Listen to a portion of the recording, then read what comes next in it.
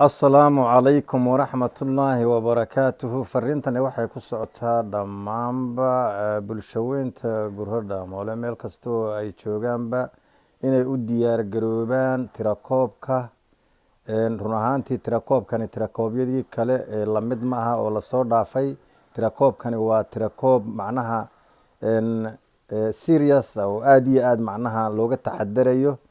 waa tirakoob macnaha siyaasado fara badan ay ku maldahan yihiin oo ku dhex jiraan weeyo. waa siyaasad khiyaamooyin ka jira haddaadnan ogaanin macnaha tirakoobka iyagu ay hoos u dhici karaan weeyo.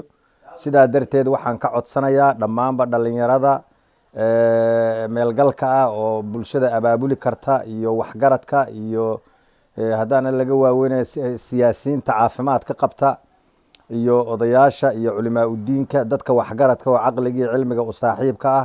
waxaan ka codsanayaa in bulshada la baraarujiyo oo tirakoobka haddaana laga waayanay si waafi ah loo galo. dadka iyagu saad ula socotiinba waa dad xoolo dhaqato ah inta ugu badan miyi bay jiraan.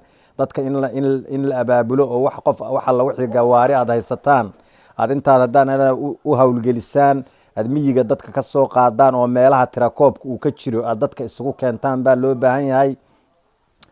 wax badan baa la isweydiinayaa. waadna ogtihiin tiim qaldan oo siyaasiyiinteenna inay jiraan waad ogtihiin oo oromo u ololeynaya inay jiraan way ogtihiin.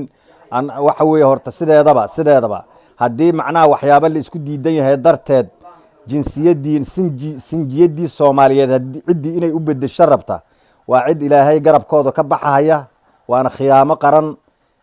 haddaana laga waayinay wayna dareemi doonaan biyo dhaceeda iyo faa'iidahay ka helaan ayagaa dareemi doona. laakiinse waxaanu idin sheegaynaa gure waa gure, annagaa isku dana, annagaa isku dada, annagaa isku dala. ummad soomaaliyeed baan nahay weligeenba ummadda magacaas soomaaliyeed baanu weligeenba difaaceenay oonu u taagneen. waxyaabaha iska bilaa micnaha oo dadkaas maaragtay aan caqligii cilmiga u saaxiibka aheen oo gure waa oromo iyo waxyaabaha dadka hadaladooda idinkaga soo dhacahaya intaad macnaha maaragtay ka xanaaqdaan inaad macnaha caqligooda oo kale inaad yeelataan looma baahna. sinjiyadaad haddaad bedesho diintaada adoo bedelay baa lamid tahay. diinta sinjiyada ay ku dhex qoran tahay. run baan idin sheegaya waa la adkeeyey qofku inuu bedelo ma aha. sinjigiisa hadduu bedelo qofku waxay saameyn ku yeelanaysaa aakhiradiisay saameyn ku yeelanaysaa. sidaa darteed wax kasta oo gacan bidixeena oo dadku uu qabo deegaankeenu gacan bidixeen badan buu qabaa. lama dhisin baahiyihii bulshadu ay lahayd dadka ma gaadhin. laakiin taasi mid aan sinjiyadeena ku bedeli karna ma aha. annagiyo oromo deris baanu nahay, xidhiidh baa naga dhexeeya, sharci baanu wada saxiixanay, xeerka iyo barnaamijka aan wada saxiixanay baan ku wada dhaqmaynaa.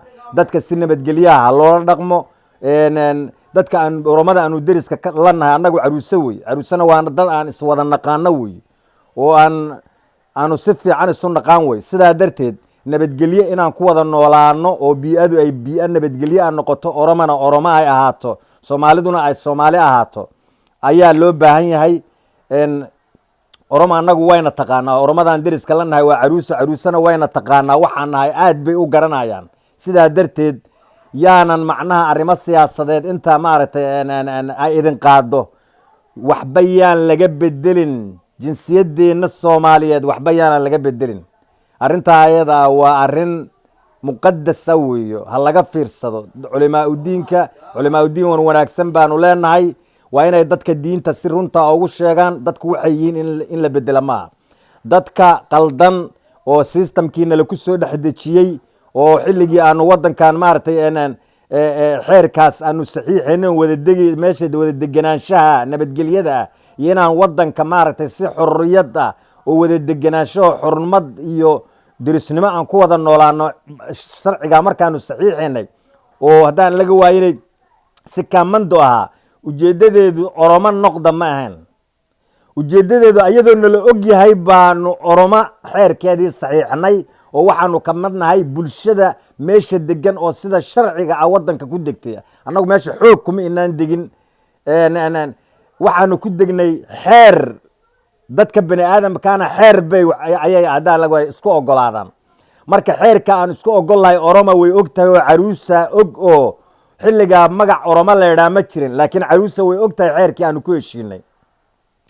annagu oromo ma nihin caruustana way og tahay afkan soomaalidana afaan gurraa baa loo aqoon jiray caruustana way og tahay afaan gurraa baa la yidhaah dad isdhaldhalay oo qaraabaana waa nahay wax colaad ahoo aan u hayna annagu ma jirto yaanan siyaasad inta la idin soo dhexgeliya deegaankiina dhibaataiyo colaad yaan la soo gelin caruusana waan u sheegayaa yaanan siyaasad inta la idin soo dhexgeliyo dadkiina iyo dalkiina dhexdeeda yaana colaad laga abuurin gurana saasoo kalean ugu sheegayaa inuusan arrintaas siyaasadeed oo dadku ay maarata dadka xunxun ay wadaan inayna saameyn nagu yeelan soomaalina waa soomaali oromona waa oromo si nabadgelyo ah loo wada deganaado colaad nagama dhaxaysa annagiyo oromo waxaan isku colaadinana maba jiri kartaba caqligu ha shaqeeyo hana lala shaqeeyo dowladaha hadday tahay federaalka iyo haddii ay tahay dowlad goboleedyadaba si wada jira oo xeer oo haddaan laga waaynay